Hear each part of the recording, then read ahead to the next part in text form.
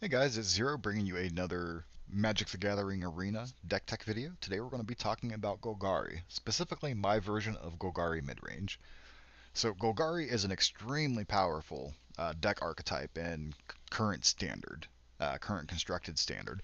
So one of the strengths is it's extremely flexible.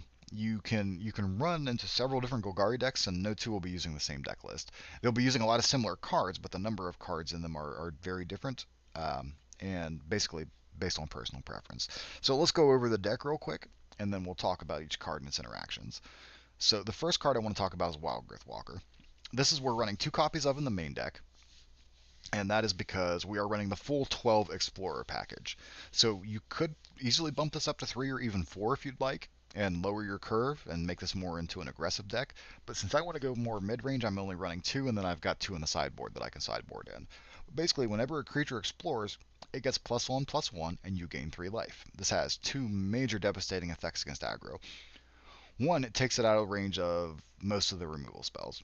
Now you're looking at having to use something like a Lava Surge or a Fight with Fire to kill a Wild Growth Walker, which feels pretty bad. But by then, the damage is already done. Even if you 1-for-1 at that point with one of those removal spells, you've gained 3 life, which a lot of the aggro decks currently are really only designed to do 20 points of damage. They really fizzle out after 20 points of damage. So this is an amazing anti-aggro card. Plus, it allows favorable trades, even against non-aggro. Just with 1 or 2 explorers, it becomes a very difficult creature to deal with because it has such high health or such high toughness. So the Explorer package, like I said, we're running the full 12, 2 copies of Seer Squire, 1/2 that explores when it enters the battlefield. So Explorer is a mechanic. What you do is you look at the top card of your library. If it's a land card, you just put it into your hand and nothing else happens. If it is a non-land card, then you put a +1/+1 counter on the creature that explored, and then you get to choose whether or not you want to dump that into the graveyard or keep it on top of your library. So we're running the 1/2 black 1. We're running the 2/1 green 1. So basically the same card, just different colors, and the stats are reversed.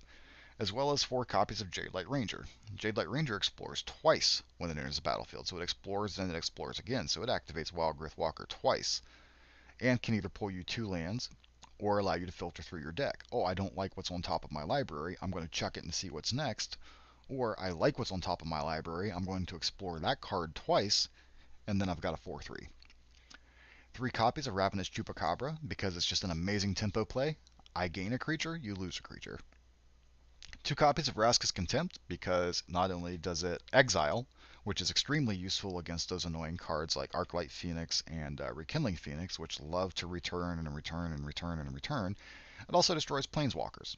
So you exile either a creature or a Planeswalker, and you gain 2 life.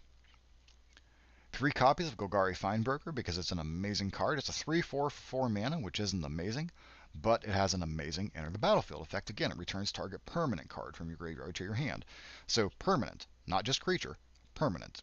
You get you can get back enchantments, you can get back planeswalkers, you can get back lands, or you can get back creatures. Basically anything that's not an instant or a sorcery, Finebroker can get back.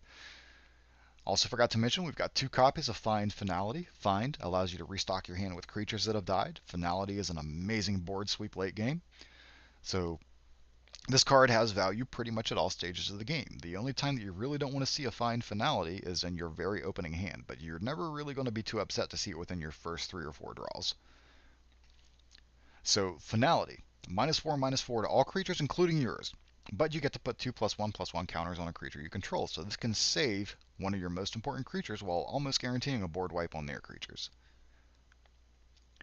We've got 2 Vraska Golgari Queen, which is an amazing 4-drop planeswalker. It can destroy anything with CMC 3 or less that's not a land. And you can sacrifice another permanent to gain a life and draw a card. Now, something to remember about this, you may sacrifice another permanent, not you sacrifice another permanent. So you can give her +2 loyalty without actually sacrificing anything. You just won't get the card draw or the life gain. Her combat emblem, or excuse me, her ultimate is that you get an emblem whenever a creature you control deals combat damage to a player, they lose the game. So it doesn't matter if they have 300 life because they're playing an insane life deck. You pull this ultimate off, you swing in with a 1/1, they die. 3 copies of Doom Whisper because, yes please, it is a 5 mana card. 2 black and 3 for a 6/6 flying trampler. That alone makes this one of the best creatures in the format. But then you add on that you can pay 2 life to surveil 2 so that you can set up your next draws. Amazing, amazing creature. You could make a very strong argument for running 4 in this deck. I just choose to run 3. 2 copies of the Eldritch Reborn. Again, it's just a card advantage generator. You're sacrificing a creature or a planeswalker when I play this, then you're discarding a card, and then I'm getting a creature or a planeswalker from a graveyard back. So amazing tempo. You can, remember now, it says a graveyard, not your graveyard. So you can do something like play this to kill a Teferi, and then bring that Teferi back a couple turns later. So really, really good card. Could be sideboarded though, it doesn't have to be main board. You could easily sideboard this and then only pull it in if you feel you need it for the matchup. I'm running 1 Vivian Reed because I think Vivian's extremely versatile. For one thing, she is card selection. You can look at the top 4 cards of your library, pull a creature or a land, and put it into your hand. Or you can destroy any artifact, any enchantment, or any creature with flying with her. Her ultimate doesn't outright win you the game, but it's damn close. Your creatures all get +2/+2, they get vigilance, they have trample, and they're indestructible. So the only way that you can get rid of a creature after Vivian is played is to exile it, or to take its health or its toughness to 0 with like -X/-X effects. So Vivian's an amazing card, but she's in there mainly for the deck selection. And then 2 Vraska Relic Seeker. Probably the second best planeswalker in the format. I think number 1 is undisputedly Teferi. Teferi is probably the most powerful planeswalker they've ever printed, but I could be wrong on that. I'm sure somebody will disagree with me there. But her +2 gives you a 2/2 black pirate creature with Menace. Now that's extremely important. With Menace is important there, because Menace means that it takes 2 creatures to block this, so it becomes extremely difficult to block. Her -3 asks, are you a planeswalker or a land? No, then you're gone. And not only does it destroy any artifact, any creature, or any enchantment, then it gives you a token that you can sacrifice for a mana of any color. Now, a lot of times you're not going to actually sacrifice that token for mana. Instead, you're going to use it with, like, say, in combination with Vraska Golgari Queen to sack the token and then gain a life and draw a card. Now, we're also running 1 Memorial to Folly. It is a non-counterable way to get a creature back into your hand, and a Field of Ruin. In case like Search for Azcanta does hit and flips, then you can use this to destroy that. So Memorial to Folly is amazing. I don't know how many times I've used it to bring back a Doom Whisperer to win me the game, or I've used it a lot to bring back a Find Broker, so that I can then bring back an Eldest Reborn to take care of an annoying Planeswalker that I wouldn't be able to touch otherwise. Now, you would want to run 4 copies of Overgrown Tomb. I just don't have 4 copies of Overgrown Tomb. I only have 3 right now, so I'm running 3 copies. Once I get the 4th copy, I'll swap out a Forest with it. You could also make the argument for running 2 Memorials to Folly. I wouldn't run any more than 2, but Memorial to Folly is an amazing card. Running 2 of them would not be detrimental. I just don't like having that many lands that absolutely come into play tapped unless you pay. So sideboard. Your sideboard is really going to depend upon the meta that you're facing. For example, I have lately been facing a lot more aggro than I have control, so I've sideboarded in more aggro hate.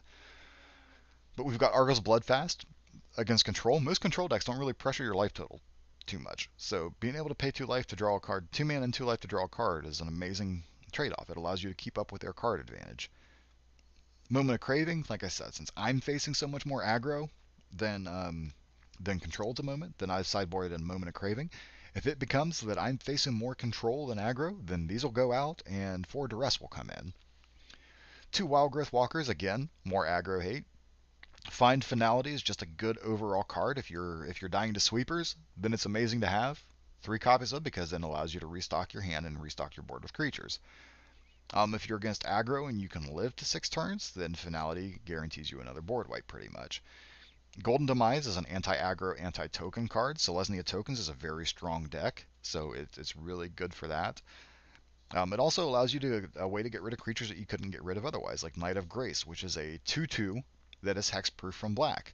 So all of our main removal cards don't really touch it, because Ravenous Chupacabra, it's black. Assassin's Trophy has black in it, so it's hexproof from that. You can't get rid of it with either Vraska or the Golgari Queen or the Relic Seeker, because again, hexproof from black. Eldritch Reborn can force them to sacrifice it, but if they have a Knight of Grace on board, that's not the only creature card they're going to have on board, I guarantee it. So we run 2 copies of Golden Demise because it's a multi-purpose sideboard card. It allows us to side in hate against tokens, as well as to take care of really problematic cards, and it's really good against aggro as well. One Plague Crafter, that's more of a control thing. That'll probably be replaced by a third Carnage Tyrant once I get a third Carnage Tyrant, but right now Plague Crafter's in there for mainly specifically for Planeswalker hate. Thrashing Brontodon, again, that's another control sideboard. It destroys an artifact or enchantment, so it gets rid of the Ixalan's Bindings, it gets rid of the Hierophant's Cages, it gets rid of the Conclave Tribunals, it gets rid of uh, Disinformation Campaign, it gets rid of Search for Its Content, it gets rid of Argyl's Bloodfast. It's a really good hate against control. And then Carnage Tyrant, Trample, Hexproof, can't be countered, 7/6, amazing card against control decks. So that is my version of Golgari. I call it EDW Gari or Explorer Doom Whisperer Golgari, but it's really just a mid-range deck. The reason that it's so good is that it's extremely flexible. The sideboard allows an extreme amount of flexibility in best of 3 games, and it has just efficient creatures. You know, each creature, there's not a single creature in here that has vanilla stats, or that has vanilla text. Everything does something when it enters the battlefield. Seeker Squire explores. Merfolk Branchwalker explores. Wildgrowth Walker takes advantage of Explorer synergies. Jadelight Ranger, double explore. Ravenous Chupacabra, kill a creature while you're making a creature. Vinebreaker, pull something back from the graveyard. Doom Whisperer, flying, trample, surveil. You know, so all of the creatures are extremely efficient. They're extremely versatile, so that's the strength of the deck. There are several different variations of this deck you can play, though, and I'll briefly go over them. You can also play what I call the Super Friends version of Golgari, which includes fewer instant speed removal. So it does have the 2 Assassin's Trophies, but it doesn't have anything like Cast Down or no, this one does have Cast Down, but it doesn't have like Vraska's Contempt to exile things, but it plays 2 copies of Karn instead of 2 copies of Vraska Golgari Queen. It plays 2 copies of Vivian Reed, which I only have 1, and it plays 2 copies of Vraska Relic Seeker. So if I were to run this deck right now, I would probably replace the Vivian Reed that I don't have with a Vraska Golgari Queen and just run 4 copies of different Planeswalkers. Sideboard, basically the same. There's also the what I call the Llanowar Golgari or the Ramp Golgari. Runs only 23 lands, I believe. Yep, 23. And that's because it runs Llanowar Elves. So basically when you're deck building, you can kind of think, okay, if I wanted to run fewer lands to fit more cards and I'm running Llanowar Elves, you can basically count 2 Llanowars as 1 land. So this runs 23 land and 4 Llanowars. Has the Explore package. Almost every Golgari deck's going to have some version of the Explore package in it. And a District Guide for mana fixing, because it only runs 23 lands, even though it does have the Llanowar acceleration. And then you want to be able to make sure that you're hitting your double mana drops. You know, a lot of your cards require 2 Caller of 1 mana, and some cards require 2 Caller of 2 mana. So the District Guide is in there for mana fixing, and then the rest of it's pretty standard. Runs Azonies, so that you can have a late game threat that if you've just been board wiped or you've been making all kinds of trades trying to stay alive, Azoni is an extremely valuable card. And then again, the sideboard's pretty much the same. There's also a version of Golgari that uses Undergrowth synergy. So you use cards like Stitcher Supplier, which whenever it comes into play or when it dies, so enters the battlefield or dies, you put the top 3 cards of your library into your graveyard. And it also runs Glowspore Shaman, which when it just when it comes into play, top 3 cards of your library go into your graveyard. The reason that you do that is you're going to fuel, and it runs Plague Crafter so that you can sacrifice your own creatures as well to get them in the graveyard. The reason you're doing that is so you can fuel powerful Undergrowth effects. So let me go ahead and sort by collected and not collected. So cards like Necrotic Wound. Target creature gets -X/-X until end of turn, where X is the number of creature cards in your graveyard. If it would die, it's exiled instead of put into the graveyard. So extremely powerful effect that gets stronger. Things like Crawl Harpooner, it gets +X/+0 until the end of turn, and then it can fight a creature as well, as long as that creature has flying. So it can fight a creature with flying. So this is a really good way to take out powerful flyers of your opponent for just 2 mana pretty much. Then you have cards like Hatchery Spider. When it comes into play, you look at the top X cards of your library, where X is the number of creature cards in your graveyard. Then you can put a green permanent card with a converted mana cost of X or less onto the battlefield. So that can hit your Azoni, it can hit both of your Vraska's versions of Planewalkers, it can hit Molder Hulk, extremely, extremely powerful. We've talked about Azoni, and then you have Molder Hulk. Cost 1, when it enters the battlefield, you return a land card from your graveyard to the battlefield, which is good because you are going to be chucking lands into the graveyard too. So you've got Molder Hulk to get back your lands, as well as you've got Glowspore Shaman, which allows you to put a land from your graveyard on top of your library. Not into play, but on top of your library to help you from keep hitting your land drops. So Golgari is a varied archetype. Um, you've got tempo versions of it, you've got mid-range versions of it, you've got aggro versions of it, and then you've got explore versions of it, as well as the Super Friends version of it. So you're never quite sure which version of Golgari you're going to see, because they all run very similar cards, but they can play in very different ways. One of its strengths. So that's it for this video. Next video will be me playing a competitive constructed event with my Golgari mid-range deck to show how the deck plays out. So that's all for now, guys. Thank you very much for watching the video, and I will catch you guys later.